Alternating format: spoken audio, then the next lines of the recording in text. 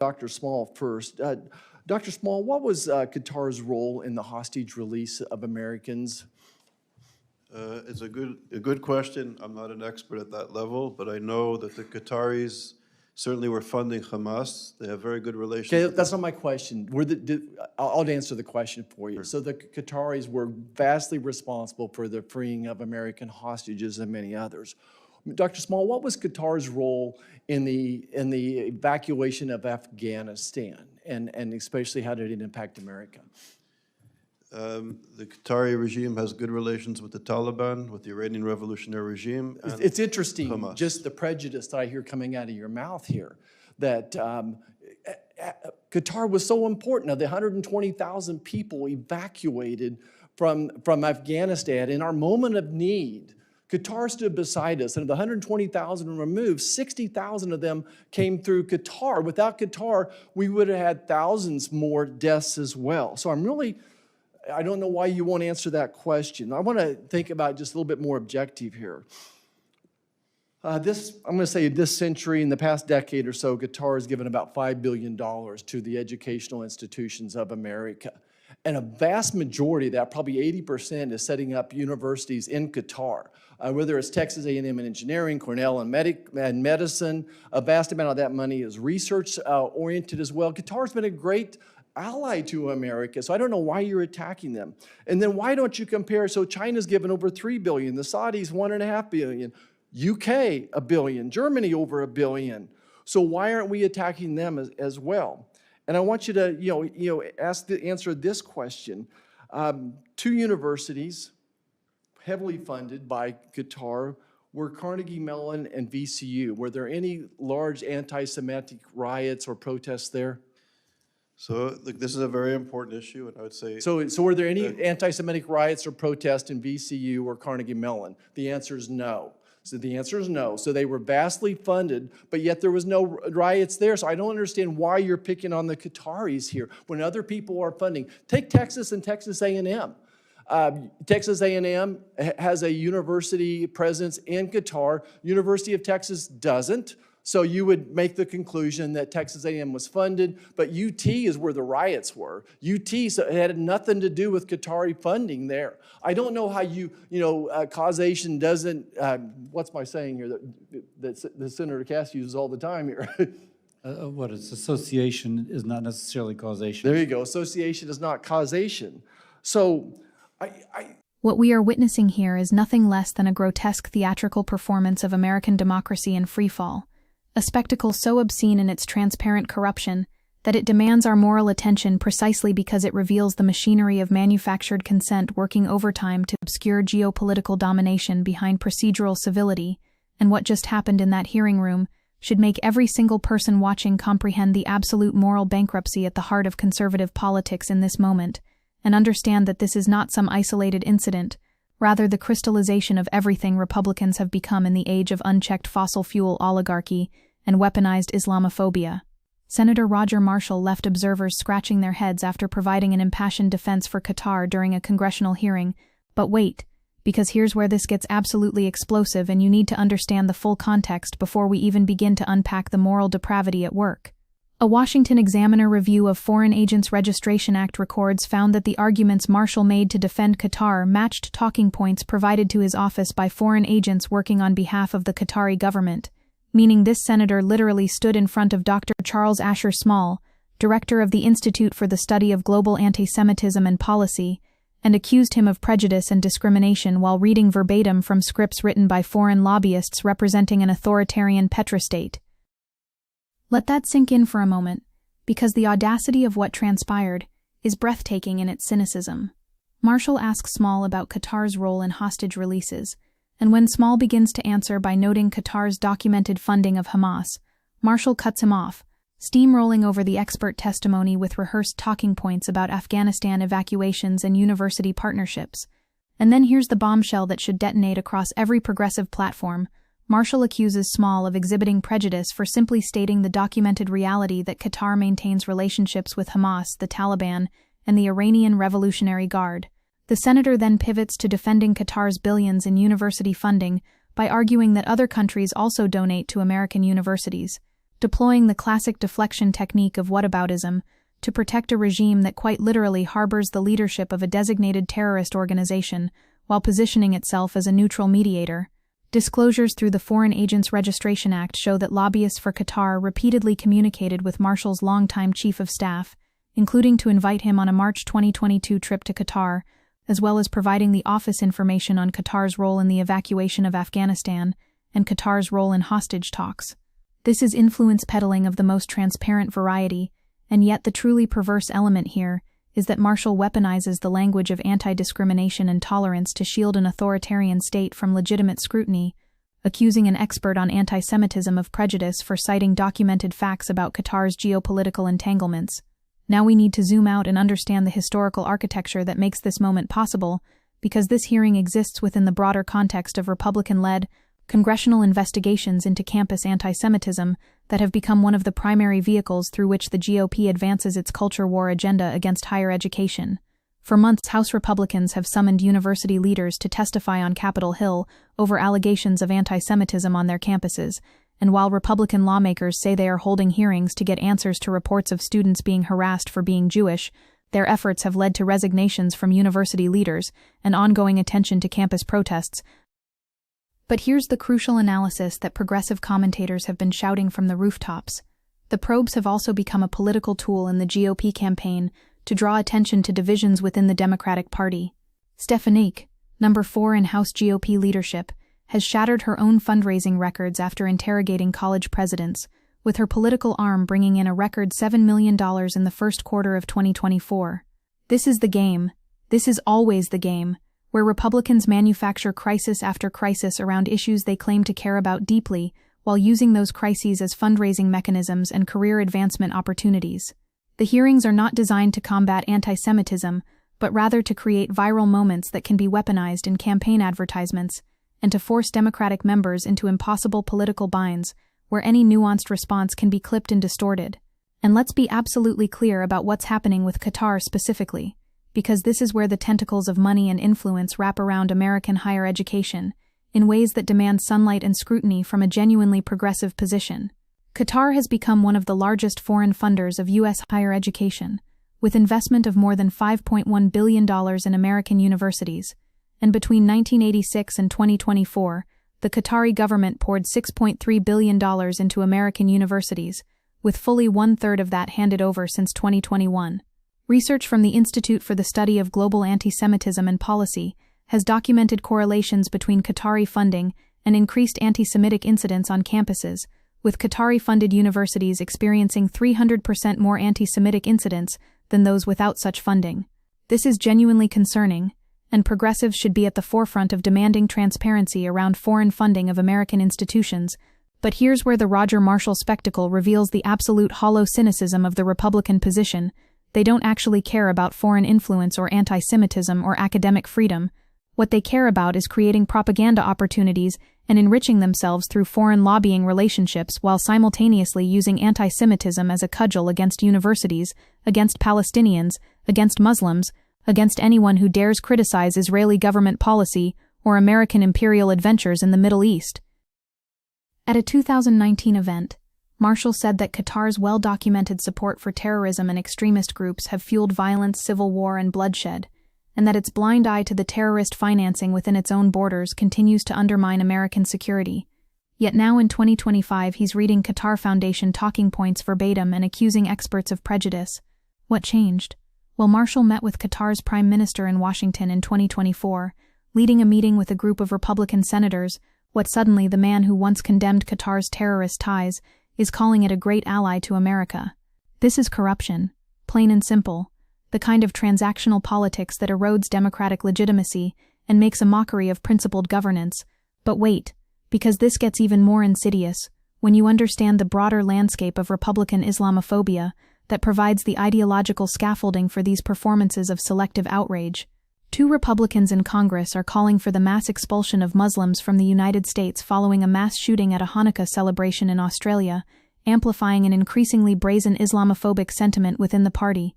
Republican members of Congress and local elected officials have actively spread vile, anti-Muslim, and xenophobic rhetoric, with some calling for the expulsion of Muslims from Western nations, the revocation of citizenship of Muslim Americans, and stating that Islam is incompatible with our culture and our governing system.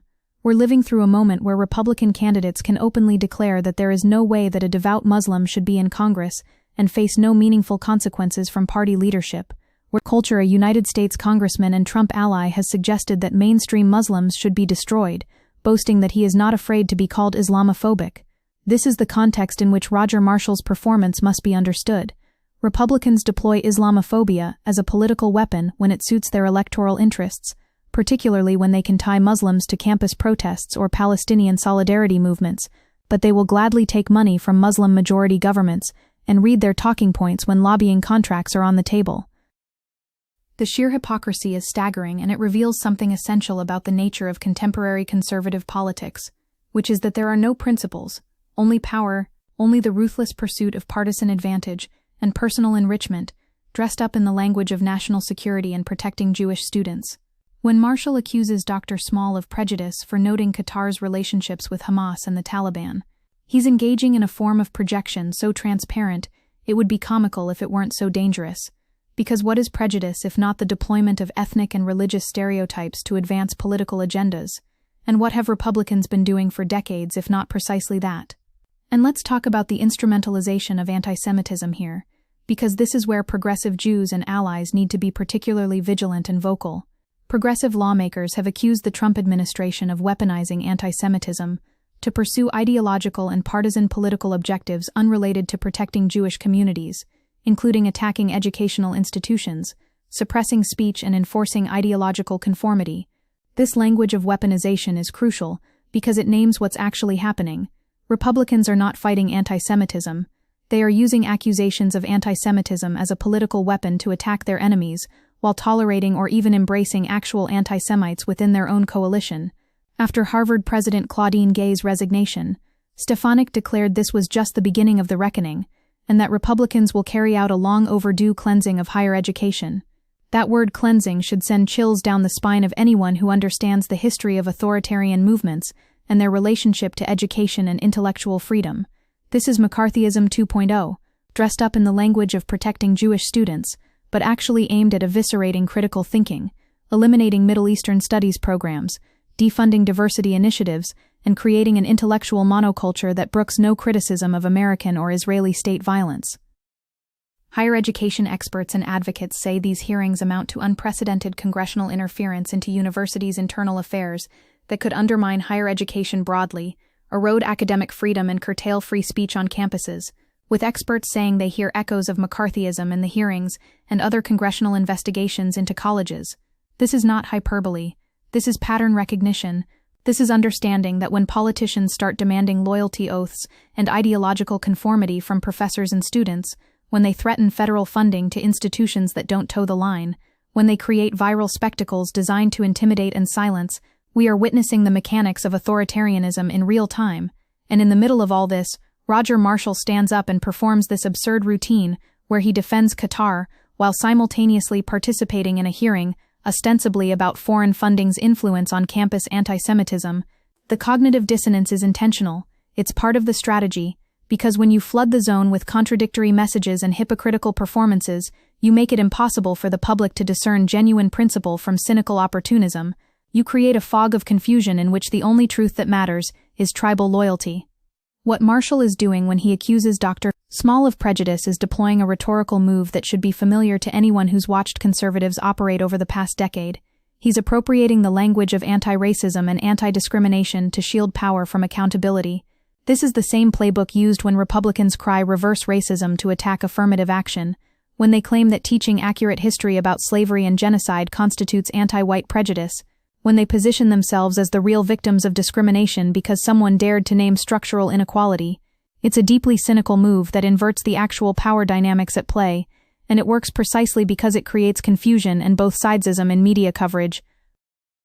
But here's what's genuinely at stake, and why this matters beyond the specific theater of this one hearing.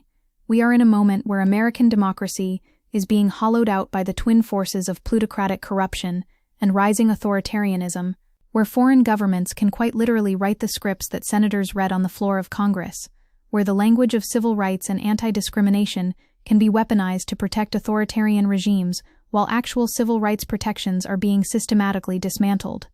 CAR received 8,658 complaints nationwide in 2024, marking the highest number of complaints CAR has ever recorded in its organizational history, and for the second year in a row, the Biden-backed Gaza genocide drove a wave of Islamophobia in the United States. We need to be able to hold multiple truths simultaneously here, and this is where the left's analysis becomes essential. Qatar's billions in university funding should be transparent and subject to scrutiny. Foreign influence in American institutions is a legitimate concern regardless of which country is doing the influencing. Antisemitism is real and rising and must be combated with every tool at our disposal, and Republicans are cynically manipulating all of these issues to advance an authoritarian agenda that makes Jewish people, Muslims, Palestinians, and everyone who values democratic freedoms less safe. These things are not contradictory. They are the complex reality of a political moment where bad faith actors exploit genuine problems to accumulate power while doing nothing to solve the underlying issues. The real prejudice on display in that hearing room wasn't Dr. Small noting Qatar's documented relationships with designated terrorist organizations. It was Roger Marshall using his senatorial platform to launder the reputation of an authoritarian petrostate while simultaneously participating in a broader Republican project to demonize Muslims, Palestinians, and anyone who questions American or Israeli state violence. The real discrimination is the systematic Islamophobia that Republicans have mainstreamed, the calls for mass expulsion of Muslims that go unchallenged by party leadership, the casual assertions that Islam is incompatible with American values that would be immediately recognized as bigotry if directed at any other religious group. And we need to connect this to the material reality of what's happening on the ground, because this isn't just about congressional theater. It's about the lived experience of Muslim students and faculty who are being targeted, fired, and silenced for expressing solidarity with Palestinians. Muslim students and faculty who are being targeted, fired, and silenced for expressing solidarity with Palestinians. Muslims, along with Palestinians, Arabs, Jews, African Americans, Asian Americans, and others, were targeted due to their anti-genocide and anti-apartheid viewpoints, with many corporate promises to promote diversity, equity, and inclusion going apparently unfulfilled, as employers punished or smeared staff, particularly minorities, who advocated against Israel's military occupation, apartheid, and genocide of Palestinians. This is the actual crisis, not some manufactured outrage about campus protests, but the systematic suppression of speech and assembly rights, the firing of people for signing petitions or attending rallies, the weaponization of Title VI complaints and antisemitism accusations to silence Palestinian voices and their allies. And when Roger Marshall stands up and performs his little routine about association not equaling causation while defending Qatar's university funding, he's participating in this broader project of obfuscation and misdirection, drawing attention away from the actual mechanisms of repression, while positioning himself as a defender of tolerance and nuance. The witness in that exchange, Dr. Small, represents an organization that has done important research documenting the correlations between foreign funding and campus dynamics, but even that research has to be understood within the broader political context where it's being deployed. Progressive critics have rightly pointed out that some of this research is being weaponized to shut down legitimate criticism of Israeli government policy, to conflate anti-Zionism with anti-Semitism, to create a climate where any discussion of Palestinian rights becomes radioactive. This is the bind we find ourselves in, where legitimate concerns about foreign influence get entangled with bad faith political agendas, where the fight against anti-Semitism gets co-opted by people who don't actually care about Jewish safety but see it as a useful cudgel. What we desperately need is a left analysis that can cut through this fog, that can simultaneously demand transparency around foreign funding while opposing the weaponization of those concerns against academic freedom, that can fight anti-Semitism while refusing to let that fight be used to silence Palestinians, that can recognize the genuine threat of authoritarian foreign influence while understanding that the most dangerous authoritarians are often the ones already inside our institutions wearing American flag pins. Roger Marshall is more dangerous to democratic functioning than Qatar will ever be, not because Qatar is benign, but because Marshall is supposed to be representing American citizens, and instead he's reading scripts written by foreign lobbyists while accusing experts of prejudice. This is what corruption looks like in the 21st century. It's not always obvious bribery and smoky backrooms. It's lobbying relationships and FARA registrations and talking points that get regurgitated on the congressional record. It's trips to Doha and meetings with prime ministers that slowly shift someone's position from calling a country a supporter of terrorism to calling them a great ally. Republican Kansas Senator Roger Marshall allegedly mirrored talking points provided to him by Qatar in his appraisal of the Qatari regime during a March 27 congressional hearing, then the fact that we can trace the lines of influence so directly should be a scandal, but in our current moment, it barely registers because we've become inured to the constant revelation of elite corruption. The progressive response to this cannot be to simply flip the script and defend Qatar because Marshall is attacking it. That would be falling into the same trap of tribal thinking that defines conservative politics. The response has to be structural, demanding transparency and accountability across the board, calling for the elimination of foreign lobbying as it currently exists, pushing for public financing of elections and strict ethics rules that prevent the revolving door between public service and private enrichment. But also, and this is crucial, the response has to name the specific ways that Republicans are weaponizing these issues to advance authoritarianism, how they're using antisemitism as a political tool while tolerating actual anti-Semites, how they're crying crocodile tears about foreign influence while taking money from foreign governments. What that hearing exposed is the hollow core at the center of Republican rhetoric around higher education, foreign influence, and anti-Semitism, the fact that there is no principle animating their actions, only opportunism and the naked pursuit of power. Marshall will defend Qatar when lobbyists ask him to. He'll attack universities receiving Qatari funding when it serves a different political purpose. He'll weaponize Islamophobia when it helps in elections, and then accuse others of prejudice when it suits him. This is the moral bankruptcy of conservative politics laid bare, the understanding that words mean nothing, that hypocrisy is not a bug but a feature, that the only thing that matters is winning the immediate tactical battle, regardless of consistency or truth. And this should radicalize us, not in the sense of pushing us toward unreason or conspiracy, but in the sense of demanding systemic change to the structures that make this kind of corruption possible. We need to abolish the filibuster so that meaningful ethics reform can pass. We need to expand the Supreme Court to counteract decades of stolen seats. We need to break up media monopolies that platform these hypocrites without meaningful challenge. We need to fund higher education publicly so that universities aren't dependent on billionaire donors and foreign governments.